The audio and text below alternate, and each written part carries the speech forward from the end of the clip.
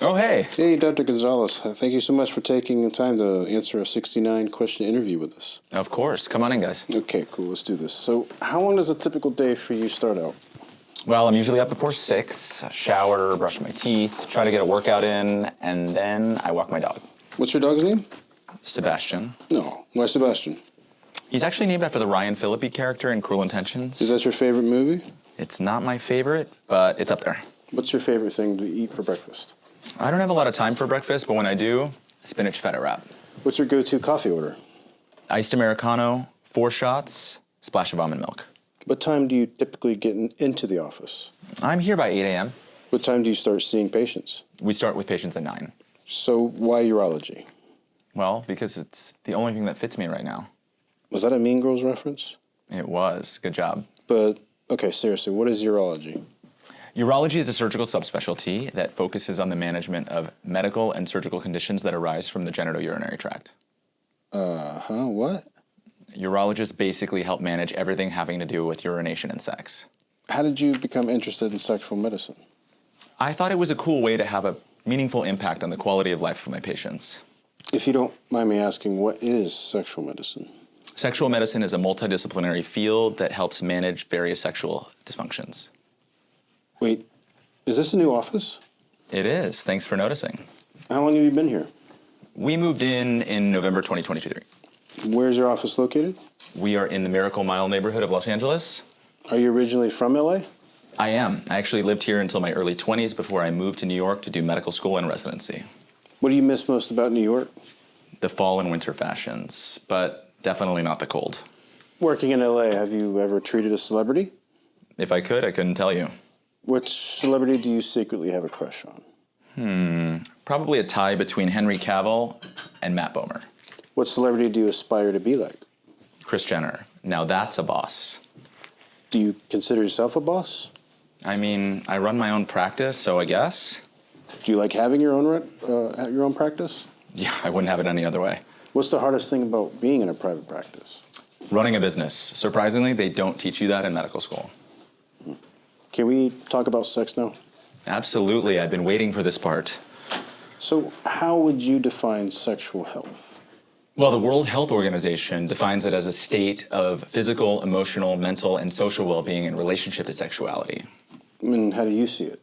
I mean, I just see sexual health as an important component, maybe the most important component of overall health and wellness. So, how much sex should I be having? As much as you want.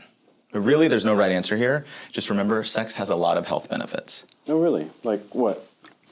Well, sex helps improve mood, helps boost your immune system, it improves sleep, and it helps regulate mood and anxiety.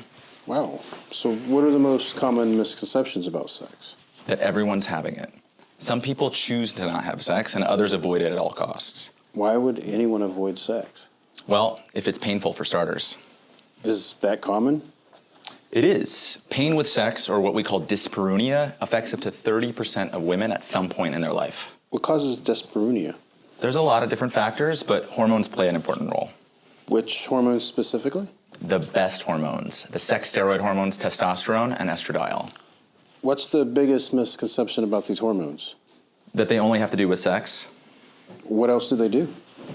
They're important for all kinds of things: cognitive function, mood, anxiety, libido, and yes, sex and reproductive health. What's one thing you want everyone to know about testosterone? One sec. That it's important in all bodies, not just male. Are there downsides to being on testosterone as a man? Well, testosterone can affect fertility, so if you're interested in having kids, you definitely want to discuss alternatives with your provider. What is the prostate? The prostate is a walnut-shaped organ that's important in secreting fluids that are found in semen. Where is it located and why is it important? It's located between the bladder and the rectum. It's an important part of the male reproductive tract, and it has tons of nerve endings that can be easily stimulated during various types of sexual activity. Do women have a prostate? They don't per se, but they do have a G-spot, which is pretty similar. What is the most common sexual dysfunction? Premature ejaculation. Can you really break your penis? You can, and it's not pretty. And what are the most dangerous sexual positions? Reverse cowgirl, doggy style, and missionary. Does size really matter? It depends on who you ask, but most guys will be just fine. Cut or uncut? I think all penises are great. Hair or no hair? Trimmed. Top or bottom? Why not both? Have you always found it this easy to talk about sex? Kind of. I came from a pretty open family. Do you have any hidden talents? Talking to strangers about sex. What did you want to be when you were a kid? A doctor. Can you believe it? What's something your parents taught you that everyone should know? Be kind to people. You never know what they're going through. What song can you listen to on repeat? Robin's Dancing on My Own. And who is your all-time favorite recording artist? Prince. No one even comes close. What is something that recently moved you? Beyonce's Renaissance tour. When should I see a urologist? As soon as possible. When should I see a sexual health expert like you?